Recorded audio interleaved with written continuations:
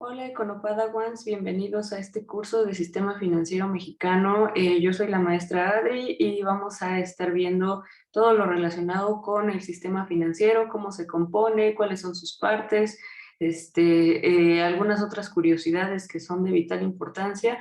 Y pues bueno, vamos a comenzar esta lección con algunos de los conceptos básicos que ustedes deben de conocer para poder adentrarnos al mundo tan interesante de lo que es el sistema financiero y que vean que en efecto tiene una repercusión en demasiadas partes de nuestra vida y que a veces ni siquiera nos damos cuenta, ¿no? Voy a compartirles el material del día de hoy. Este material es a manera de que podamos ir acotando las cosas que son importantes y de que podamos ir dándole un poco de forma a todo esto sin que se convierta en únicamente un monólogo. Entonces, para que puedan ir teniendo como un resumen de todo esto que vamos a ir viendo. Entonces, vamos a comenzar con lo básico, ¿no? Lo básico en absolutamente cualquier materia es definir qué es el sistema financiero. El sistema financiero va a ser ese conjunto de instituciones, mercados, instrumentos en que se organiza una actividad financiera para movilizar el ahorro a alguno de sus usos más eficientes. Esta es la definición oficial que nos da Banco de México acerca de lo que es el sistema financiero. Entonces, ¿qué se entiende por este sistema financiero? Bueno, podemos desmenuzar varias partes, ¿no? Para empezar, ¿qué es este conjunto de instituciones, mercados e instrumentos? Va a ser todo lo que va a componer a este sistema financiero. Si usted entiende totalmente este concepto, está perfecto. Quiere decir que tiene los conceptos muy claros acerca de lo que es un mercado, de lo que es una actividad financiera y también de lo que es ahorro, ¿no? Entonces vamos a ir parte por si alguno de estos conceptos no se entiende del todo bien. Aquí las definiciones, ¿no? Recordemos un poco esta parte básica de economía cuando entramos a nuestras primeras sesiones de economía y nos empiezan a hablar de mercado. ¿Qué es un mercado? Bueno, un mercado va a ser un mecanismo de intercambio de bienes y servicios a un determinado precio. Cuando se llega a un punto de acuerdo entre esas dos partes de la oferta y la demanda, y tenemos ese mecanismo de intercambio, entonces eso es lo que va a ser un mercado. Como tal, algunos autores, y seguro usted mismo alguna vez ha buscado la manera de definirlo, como un lugar en donde se llevan a cabo las actividades económicas, o un lugar en donde se encuentra la oferta y la demanda y demás. Pero hablar justamente de esta parte como un lugar, actualmente ya es un poco complicado, puesto que si habláramos de un lugar, estaríamos excluyendo totalmente los mercados que no se encuentran dentro de un lugar físico, como son los mercados virtuales, no son como tal un lugar físico. Entonces vamos a dejarlo como ese mecanismo de intercambio de estos bienes y servicios que se dan a través de la oferta y la demanda. Cuando hablamos acerca de lo que es una actividad financiera, esta actividad financiera va a ser como un conjunto de operaciones que se van a efectuar justamente en este mercado que señalamos hace un rato. Pero ¿qué es lo que se va a negociar en este mercado? Bueno, se van a negociar justamente recursos financieros, por algo es una actividad financiera, incluyendo aquellas operaciones que intervienen en la formación del mercado de dinero y el mercado de capitales. Eh, Ahorita vamos a ver un poco más claramente a qué se refiere esta parte en específico, la parte financiera, ¿no? Porque hablar de una actividad económica, pues es un poco más sencillo, ¿no? Decir que tenemos una actividad económica, podemos referirnos justamente a cualquier bien o servicio, ¿no? Pero hablar de una actividad financiera es un poquito diferente. Aquí, como ustedes lo pueden ver, nos dice que se enfoca en la parte de recursos financieros, ¿no? Nos está hablando específicamente de aquellas cosas que son financieras, pero esto lo vamos a definir un poquito más adelante, en la siguiente diapositiva. Pero no sin antes, vamos a ir a la parte de lo que es ahorro, ya para como concluir la explicación en general de todo lo que es este sistema financiero. El ahorro va a ser un proceso mediante el cual una economía va a reservar parte de su producto y lo va a utilizar para generar ingresos en el futuro. Esta es únicamente una de tantas definiciones que hay, porque ustedes saben que tanto el ahorro puede ser de un país, ahorro nacional, o puede ser ahorro personal, o puede ser ahorro de diferentes tipos, y hay muchísimas definiciones alrededor de ahorro. No es simplemente, también pudiéramos pensar que es la parte del ingreso que no se gasta, ¿no? En algunas otras definiciones. Pero aquí, de manera más general, vamos a dejar como esa reserva del producto, del ingreso que tenemos, y que lo vamos a utilizar a futuro, lo vamos a guardar y lo vamos a utilizar a futuro para generar ingresos, pero en el futuro.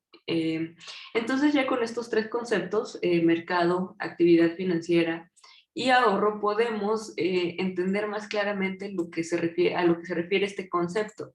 Es el conjunto de instituciones, mercados e instrumentos que se organizan, más bien, que se organiza la actividad financiera para movilizar el ahorro a usos más eficientes.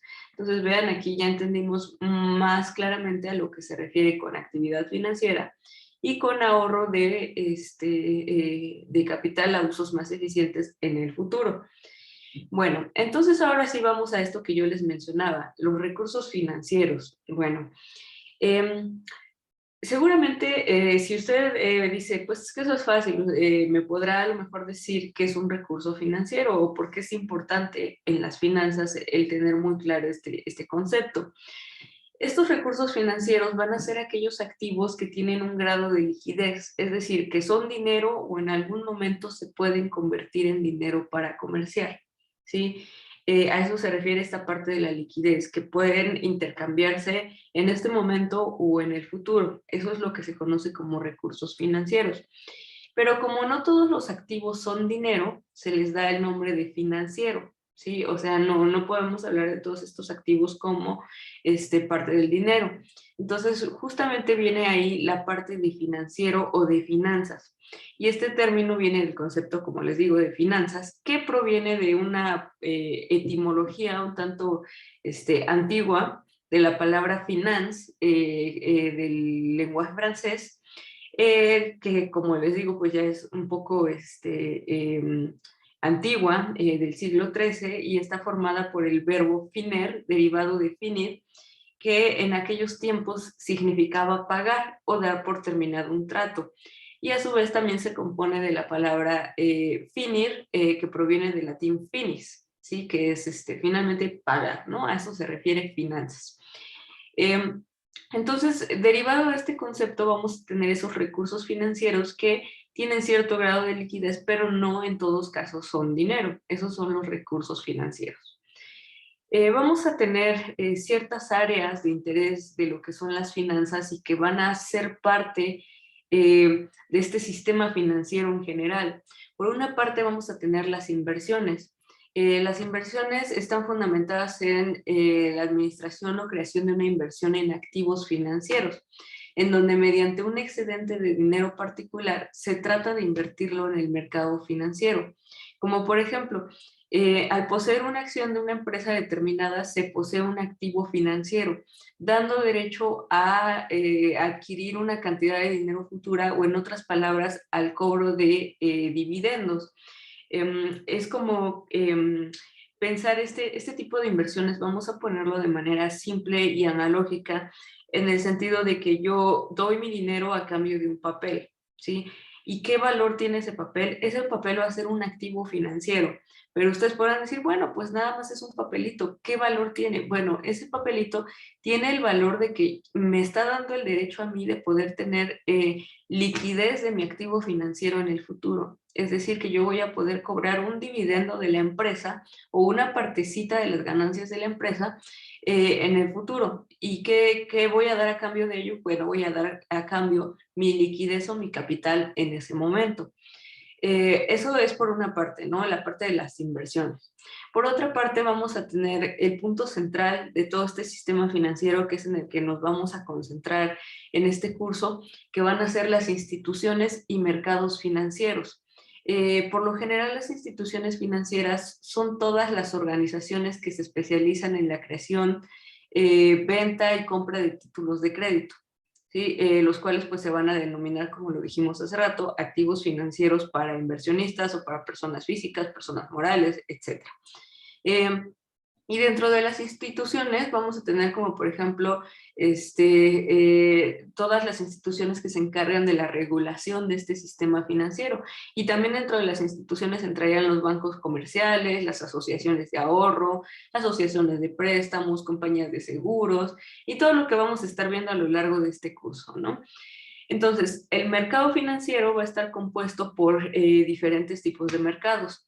El mercado de dinero, en el cual existe una relación financiera entre los proveedores y los solicitantes de fondos a corto plazo, es decir, el mercado de préstamo, teniendo como resultado la transacción de valores negociables, ¿sí? Como por ejemplo títulos de la tesorería, papel comercial, certificados de depósito, CETES y todo lo que nosotros conocemos. Mientras que en el mercado de capitales se van a negociar las transferencias entre los proveedores y los solicitantes de fondos a largo plazo, o mejor dicho, pues la compra y venta de series o instrumentos financieros generalmente llamados títulos de valor o acciones, ¿sí? Son acciones, bonos y obligaciones negociables. Y vamos a tener también el mercado de derivados, que es el mercado de futuros, en donde se van a estar negociando coberturas financieras, ¿no? Coberturas de riesgo, coberturas especulativas, en las que pues básicamente se negocia en el mercado a largo plazo o a futuro, ¿no? Y por último vamos a tener una última área de importancia en el tema de las finanzas, que van a ser las finanzas corporativas. Estas finanzas no atañan tanto al curso de este semestre, pero por supuesto, de hecho hay un diplomado por ahí en finanzas corporativas que va totalmente de la mano y va a depender directamente de las instituciones y del mercado financiero que vamos a estar viendo a lo largo de todo el curso. ¿Por qué va a depender de esto? Porque se va a regular a través de estas instituciones y también va a funcionar con los mismos principios de todo lo que vamos a estar viendo. Entonces, estas finanzas corporativas se van a basar en cómo las empresas son capaces de obtener y administrar el dinero para su funcionamiento operativo y a su vez tratar de reducir los riesgos, ¿no? Eso es en general. Bueno, ¿para qué va a servir este sistema financiero o de qué nos va a servir tener un sistema financiero?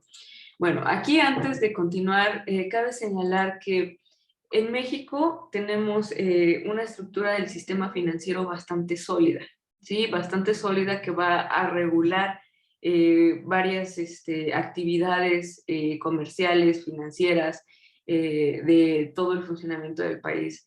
Me atrevo a decir incluso que sin el sistema financiero no habría un control sobre la economía y sobre la compra, venta, ahorro y todo lo que se le asemeje de instrumentos financieros, ¿no? Bueno, entonces, ¿para qué va a servir este sistema financiero? Su principal tarea va a ser empatar las necesidades y deseos de unos, que serían los ahorradores, con las necesidades de otros, que serían los deudores. En dicha labor, los bancos y las tasas de interés van a jugar un papel central. ¿Sí? Vamos a tener por un lado los acreedores, por otro lado los deudores, y este sistema financiero se va a encargar de regular que estas necesidades de ambas partes se empaten, ¿no?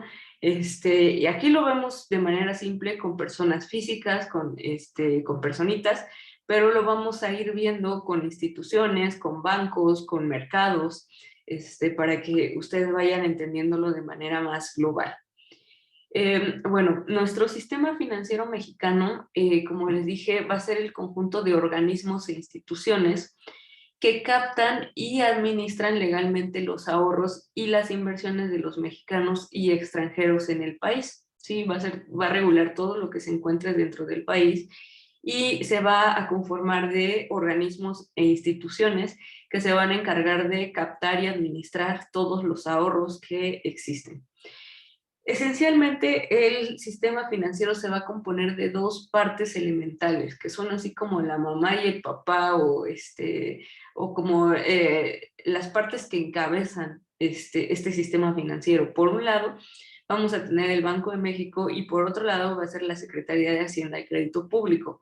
No hay una que esté debajo de la otra, las dos operan a la par con el mismo nivel jerárquico entre ellas y pero tienen a su cargo diferentes funciones, ¿no? Van a tener diferentes funciones y diferentes objetivos.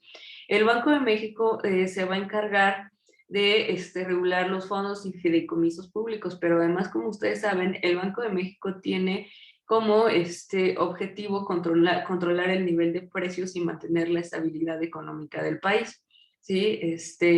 Entonces, ese va a ser como el objetivo central de este Banco de México y va a tener a su cargo la parte de los fondos y fideicomisos públicos. Por su parte, la Secretaría de Hacienda y Crédito Público se va a encargar de regular todo lo demás, ¿no? ¿A qué me refiero con todo lo demás? Va a ser la Conducef y el IPAP van a ser como organismos autónomos. Vamos a hablar más adelante un poco de lo que es centralizado y descentralizado, son organismos descentralizados. Y estos dos van a tener funciones fundamentales para la protección tanto de los ahorradores como de los deudores, ¿no? Va a estar como defendiendo a estas dos partes. Estos como parte de los organismos descentralizados.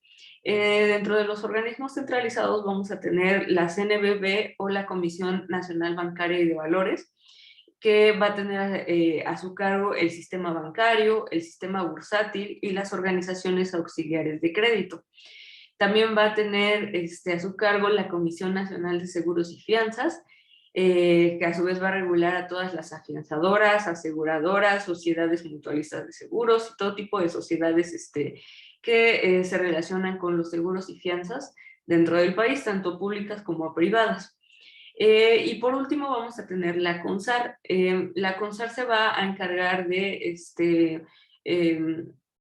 de regular todo aquello relacionado con los afores y los efores, es decir, el ahorro para el retiro, ¿no? En términos generales.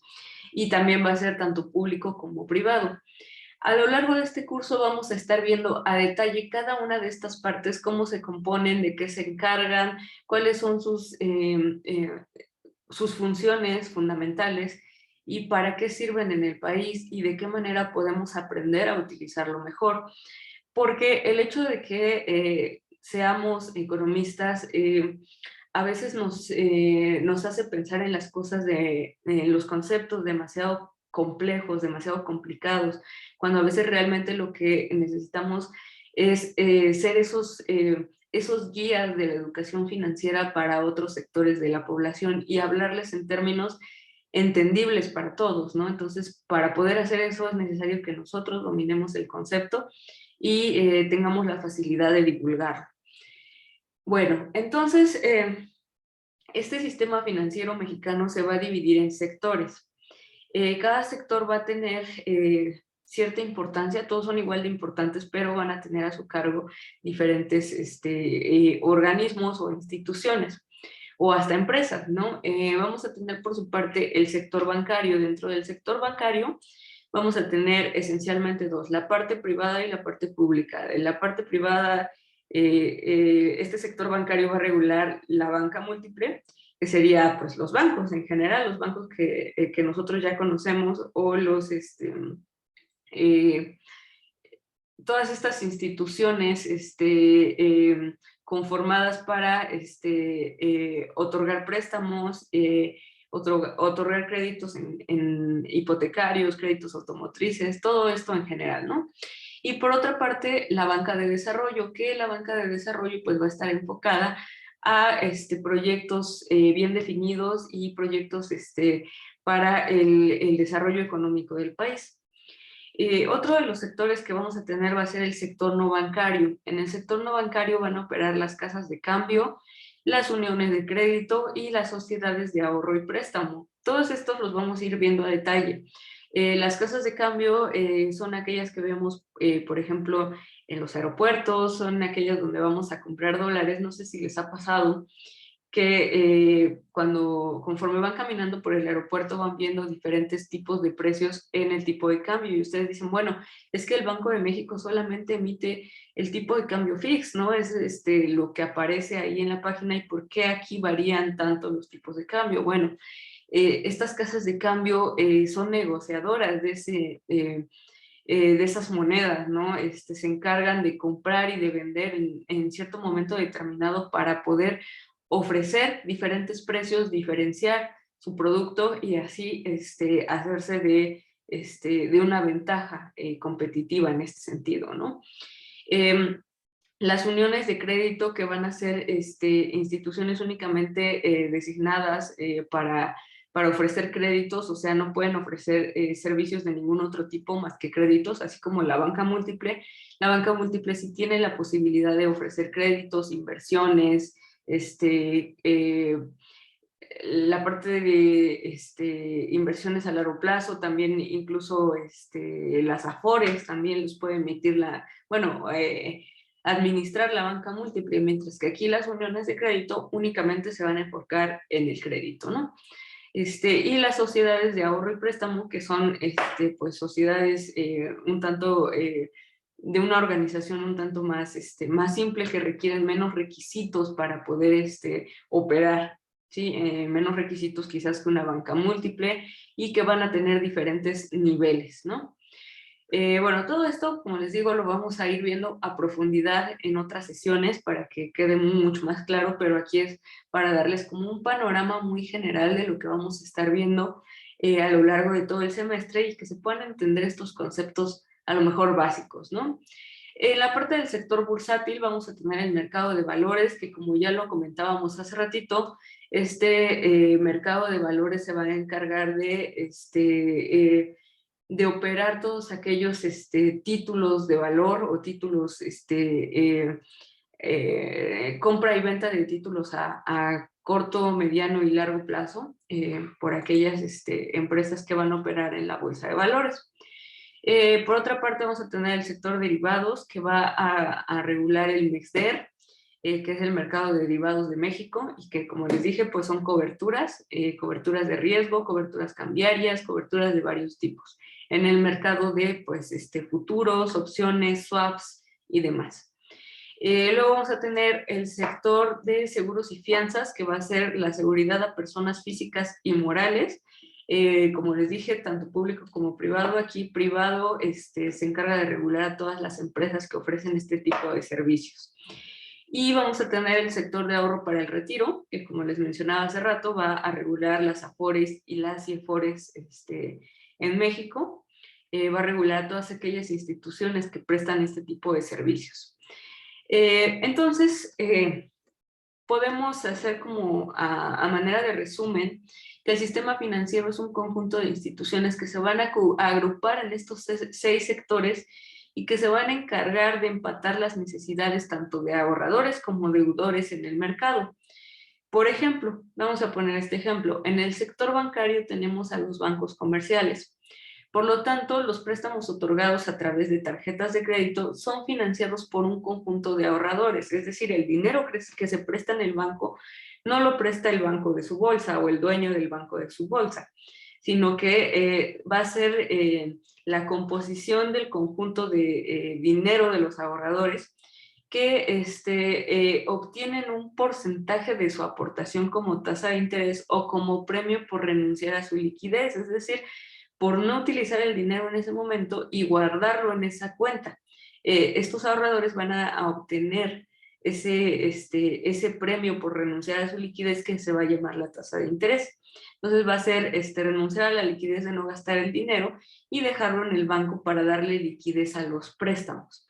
Lo que significa que no van directamente de ahorradores a deudores, son un conjunto de activos administrados por el intermediario financiero, que en este caso es el banco comercial. ¿Y qué gana ese intermediario financiero por empatar estas dos partes entre los ahorradores y los deudores? Bueno, pues va a ganar lo que es el diferencial de esta tasa de interés. Vamos a ver a qué me refiero con esto del diferencial de la tasa de interés. Comúnmente, todos los economistas hemos escuchado decir que la tasa de interés es el precio del dinero. ¿Por qué le ponemos este título? ¿Por qué decimos que es el precio del dinero? Bueno, esta frase se utiliza porque la tasa de interés es el porcentaje que se paga por un crédito o un préstamo o que se recibe por una inversión en un periodo de tiempo, es decir, por solicitar liquidez o renunciar a ella. ¿Cuánto cuesta tener el dinero en ese momento? Si yo en este momento voy al banco y pido un préstamo, me van a decir, tienes un préstamo a una tasa de interés de 10% mensual, ¿no? Entonces, el que yo tenga ese dinero y el que me lo presten en este momento y que ese dinero no sea mío, pero que yo tenga la oportunidad de pagarlo en el futuro, me está costando el 10% de lo que me están prestando, ¿sí? En el caso de que yo fuera un ahorrador, ¿cuánto gano por renunciar a mi dinero en este momento y utilizarlo después? Es decir, ¿cuánto gano por no ir a comprarme lo que yo quiero y guardarlo en el banco por un tiempo determinado? Es decir, mantenerlo ahí ahorrado. Bueno, lo que voy a ganar va a ser esa tasa de interés que me van a dar por renunciar a mi liquidez, ¿no? En ese sentido. Bueno, entonces, vamos a tener una sola tasa de interés. Aquí estamos hablando exactamente de la misma tasa de interés. No hay, ahora sí que no hay un concepto diferente. Las dos son tasas de interés, tanto por el lado del ahorrador como por el lado del deudor. Pero ¿por qué una tasa es más alta cuando pido prestado que cuando me prestan? Digo que cuando pido prestado que cuando ahorro, ¿no? Cuando usted se acerca a un banco a pedir un préstamo, encontrará que hay tasas por encima del 50%, incluso por encima del 50% anual. Pero cuando usted desea poner su dinero en un fondo de inversión, su premio por renunciar a esa tasa de liquidez es de menos del 8% aproximadamente. Ahí va a depender de cada banco. Entonces, así como lo vemos aquí en este meme, ¿no? Decimos, pues como que me siento estafado, que por pedir me cobren tanto y por guardar mi dinero me den tan poco. Pero, pues básicamente no es una estafa, bueno, en términos generales. Es la existencia de una tasa de interés activa y una tasa de interés pasiva. La tasa de interés activa es la que se cobra al deudor por otorgarle un crédito y la tasa de interés pasiva va a ser la que se le paga al ahorrador por renunciar a su liquidez en ese plazo de tiempo en el que está renunciando. Entonces aquí sí vamos a tener dos tasas de interés. Va a ser esencialmente el mismo precio del dinero, pero en un caso va a ser activo y en el otro caso va a ser pasivo. Normalmente la diferencia entre las tasas de interés es amplia, ¿no? La tasa de interés diferencial, así es como le vamos a llamar a la diferencia entre estas tasas de activa y pasiva, se va a llamar diferencial de tasas de interés. Y va a ser la tasa de interés que cobran los bancos por préstamos a clientes de primera línea, menos la tasa de interés que pagan los bancos comerciales o similares a los depósitos a la vista, a plazo o de ahorro, ¿no? Entonces esto va a ser el diferencial. Aquí podemos ver el ejemplo de algunos bancos que operan con una tasa pasiva y una tasa activa y como podrán ver, por ejemplo, Bancomer tiene una tasa activa mínima, y una tasa pasiva, perdón, mínima de 1% y máxima de 4,59, mientras que tiene una tasa activa mínima de 20% y máxima de 97%. Por lo tanto, el diferencial puede ir desde 19,41 hasta 89%, esa tasa diferencial, ¿no? Pero bueno, ¿por qué hay tanta diferencia? ¿Por qué en México es un país donde hay tantísima diferencia entre la tasa activa y la tasa pasiva? Cabe señalar que no en todas partes del mundo hay una diferencia tan marcada. O sea, siempre existe este diferencial, pero en algunos casos no es tanto. En Estados Unidos, por ejemplo, este diferencial llega a ser al máximo del 3%. Pero bueno, aquí en México son muchos los factores que determinan el diferencial entre la tasa activa y la tasa pasiva.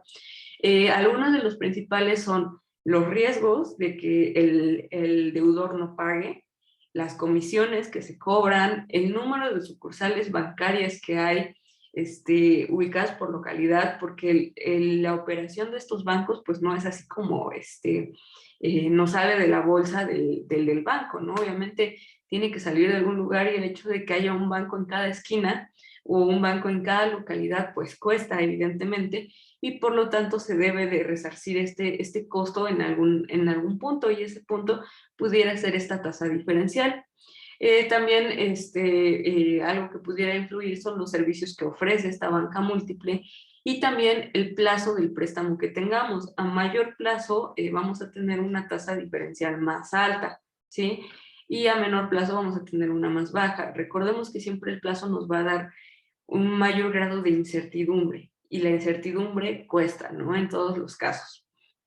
Bueno, entonces en términos generales, esto es cómo se componen los conceptos básicos de lo que es el sistema financiero mexicano.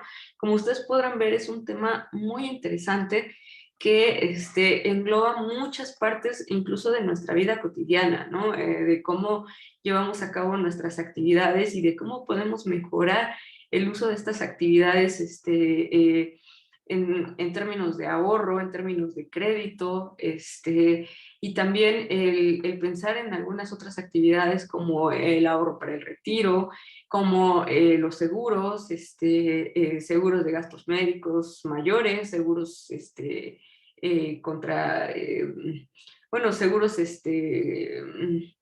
para protección del hogar y demás, cosas que pudieran ser útiles en nuestra vida y que quizás desconocemos o minimizamos la importancia que pudieran llegar a tener en nuestra vida cotidiana, ¿no? Igualmente la parte de las inversiones. El hecho de ser economistas no nos obliga a tener una inversión, pero sí nos obliga a conocer cómo operan estas y de qué manera podemos difundir una parte de esta educación financiera respecto al sistema financiero mexicano, ¿no? Vamos a seguir con estos temas en la siguiente sesión. Espero que les haya gustado. Por aquí les voy a dejar también un ejercicio acerca de las tasas activas y las tasas pasivas. Si llegan a tener alguna duda de esta primera sesión, dudas, comentarios, todo lo que, aportaciones que puedan tener, pueden dejarla en los comentarios de este video o pueden contactarme por alguno de los medios que ustedes ya conocen. Espero que les haya gustado, cuídense mucho y nos vemos en la siguiente sesión. Bye.